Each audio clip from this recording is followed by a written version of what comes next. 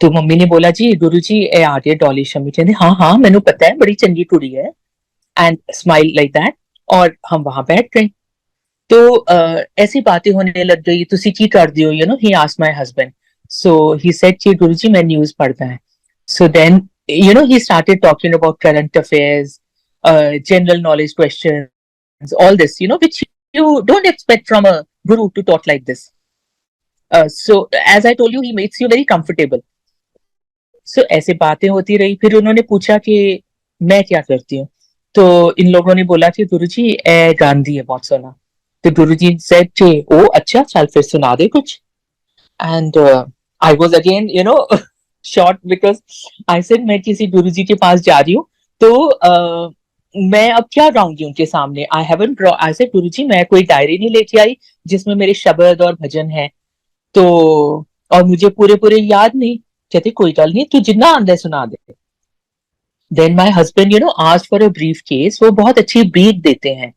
उनको कुछ भी मिल जाए, नॉट दैट तबला बजाते हैं, but he gives very good support beat with the song whatever you sing. So कहीं से ब्रीफ केस आ गया and I started singing. You know एक शब्द गाया, उसका एक अंतरा गाया, half, then I went on to the next, and half, I kept on singing. And Guruji kept on saying, Hor suna de, hor suna de. And like this, it went on for some time. And then I told Guruji, ਹੁਣ ਤਾਂ ਮੈਨੂੰ ਸਿਰਫ ਫਿਲਮੀ ਗਾਣੇ ਯਾਦ ਹੈ, ਕਹਿੰਦੇ ਤੂੰ ਉਹੀ ਸੁਣਾ ਦੇ।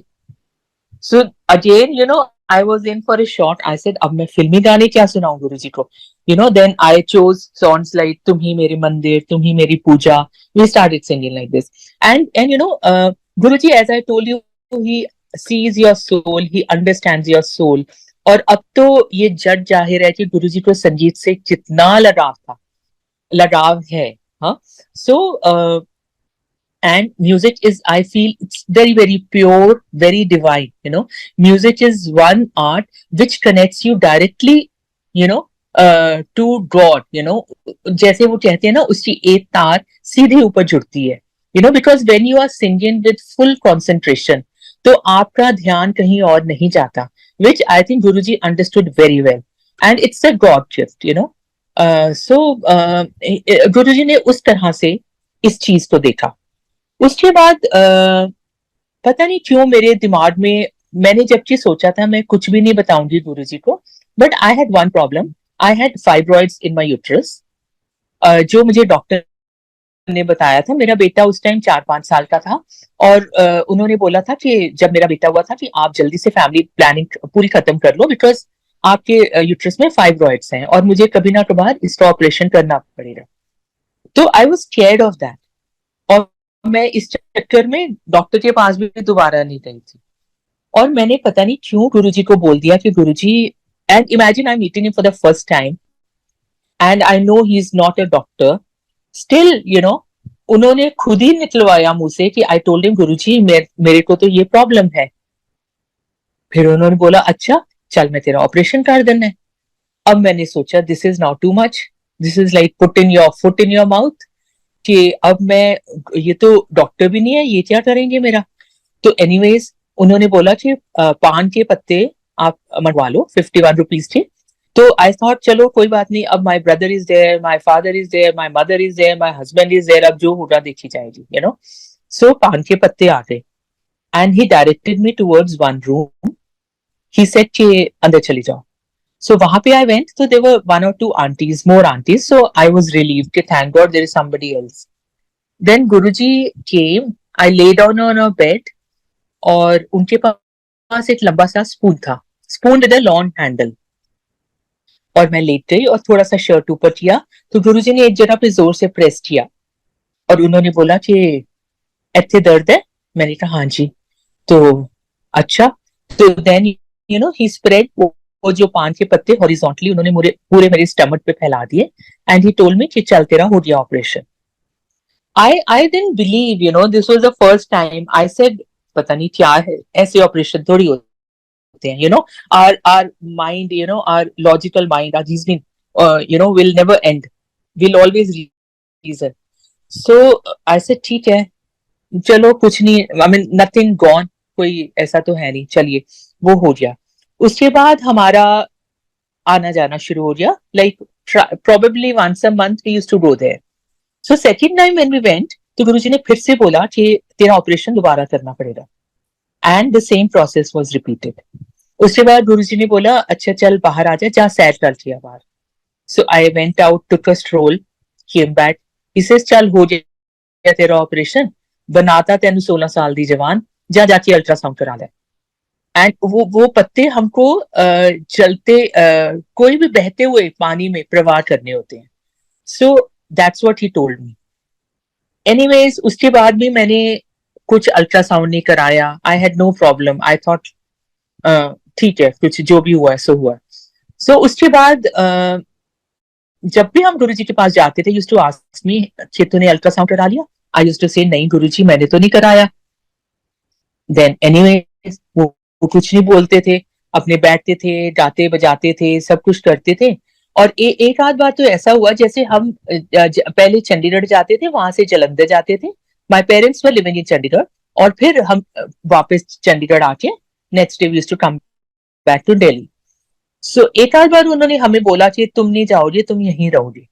सो वहां पे उन्होंने कैंप में ही, मुझे याद है, किसी संगत के घर हमें भेजा जिन्होंने हमारी बहुत सेवा की. And because we were to come and meet him the next day also.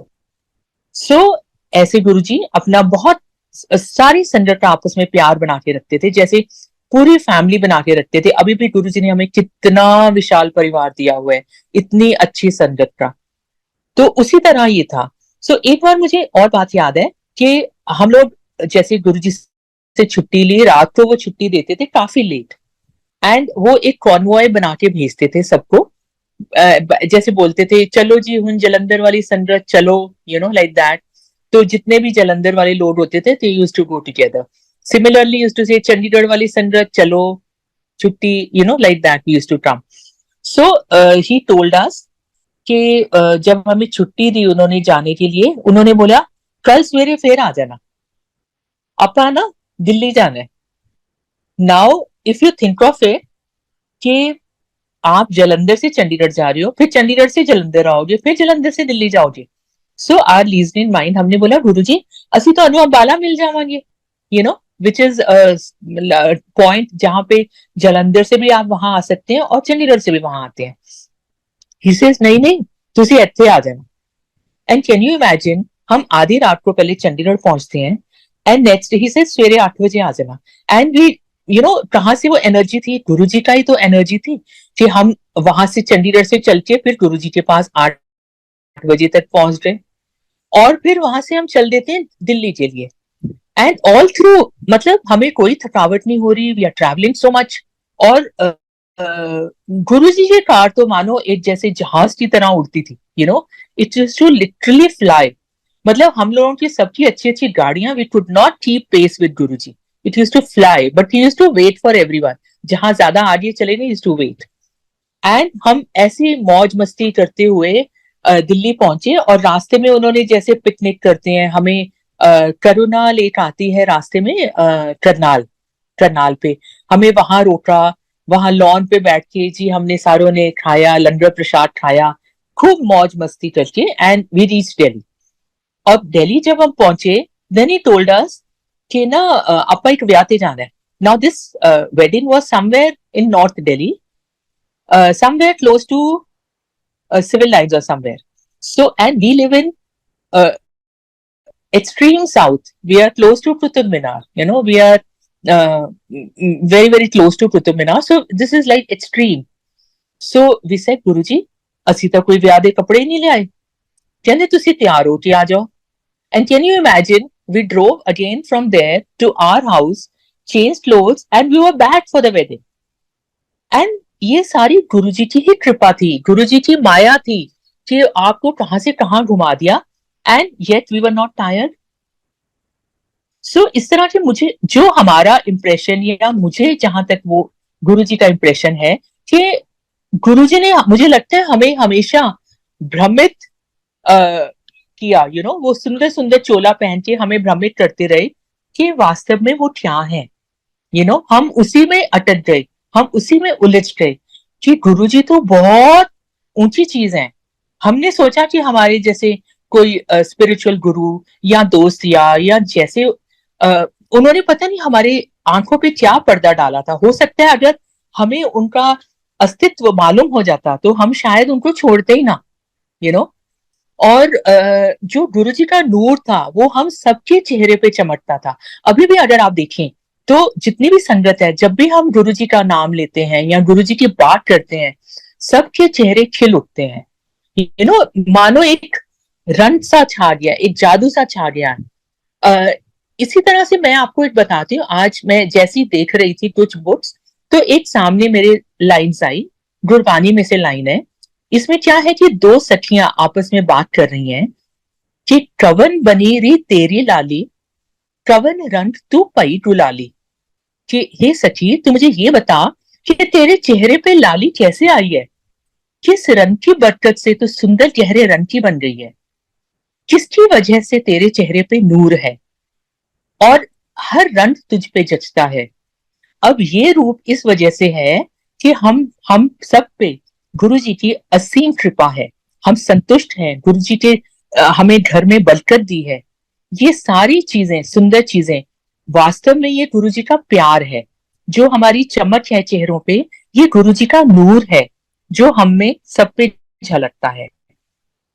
So we are very blessed कि हमारे पे इतनी असीम कृपा है गुरु जी की।